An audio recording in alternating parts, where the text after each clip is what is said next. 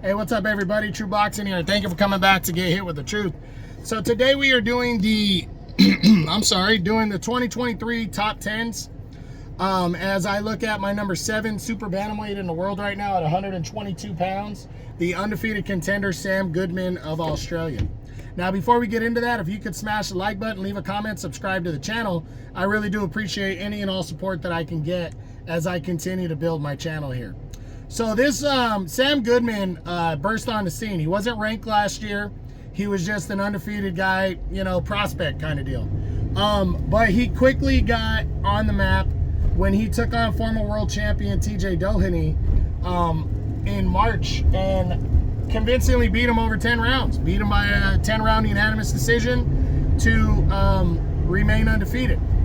That put him into an IBF final eliminator that was set for June, and he was taking on the undefeated Rais Salim, and he came in a solid underdog. But he was fighting in his home country of Australia on the 10's Carlos Ocampo undercard on Showtime. And after the fight was halfway done, I thought Alim was winning the fight, but it was close. But I felt Alim was doing a little bit more. Alim's the way he approached the fight, you know, his tempo, his how much energy he had stayed about the same, or it went down a little. And Goodman's also stayed the same and then went up as the fight progressed. And I believe that's what gave Goodman the 12-round split decision that he earned. I felt like he deserved that win. It was the biggest win of his career, and it made him the mandatory challenger in the IBF. But Goodman wasn't done. He wanted to stay busy. So on in October, on the Tim Tszyu and Brian Mendoza undercard on Showtime, he took on former world title challenger Miguel Flores, who was a fighter, a former champ, and he also moved up to 126. He was a former title contender.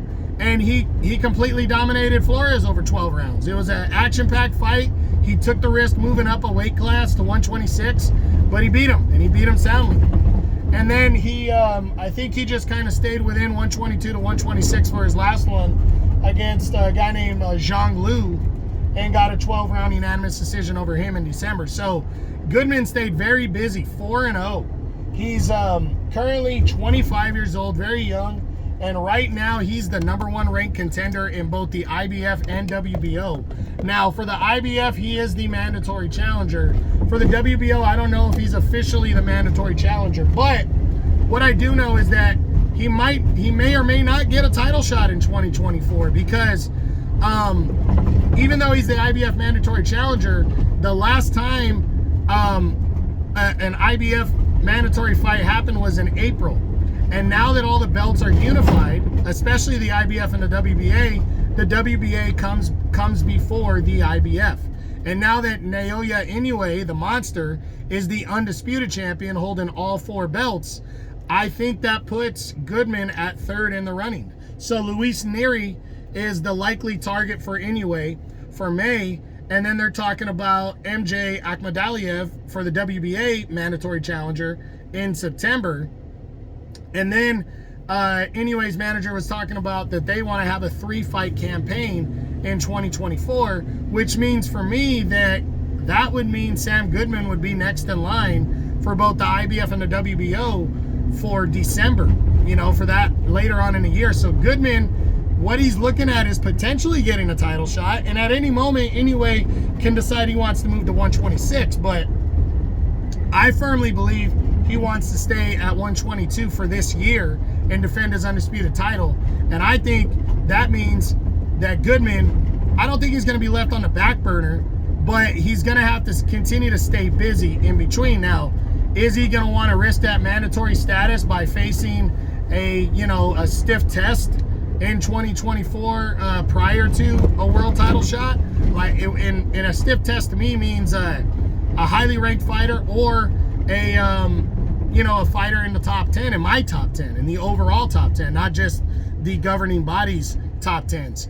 It's going to be interesting. It's going to be interesting to see what he decides he wants to do, because there are good fights to make, but he would be risking hit a world title shot later on down the road if he does it. But I think Ionut Baluta, who's a consummate contender, would be a solid guy to get in a ring with.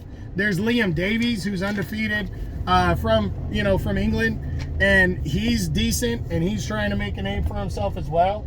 And then a guy like Marlon Tapalis of the Philippines, I think would be a good, solid contender to get in a ring with for Goodman. Because I don't think any of these guys, I really don't think they would be favored to beat Goodman. But they are risky. But I think Baluta and Tapalis especially, because we pretty much have already seen how good those guys are. Davies and like Azat Hovhannissian, you know how good he is, but he could definitely upset that apple cart as good as he is. But Davies, we really don't know how good he is yet. So I don't know if Goodman would want to risk that. But I believe Goodman, I think he would be down to risk Baluta or potentially Tapalis, a former unified champ, ahead of a big showdown with Inoue later in the year. But he might just settle for taking on a couple more so-so opponents, guys that are lower level, dominate them, stay busy, and ahead of a world title shot. So we'll see what goes on, but he may or may not get a world title shot in 2024. I hope he does. If not, he's directly lined up for one in 2025, as long as he keeps his nose clean and he wins and stays undefeated in 2024. So that's it. That's what I got. That's my what's next on my number 7 super bantamweight in the world right now at 122 pounds, the undefeated Australian Sam Goodman, following a 4-0 2023.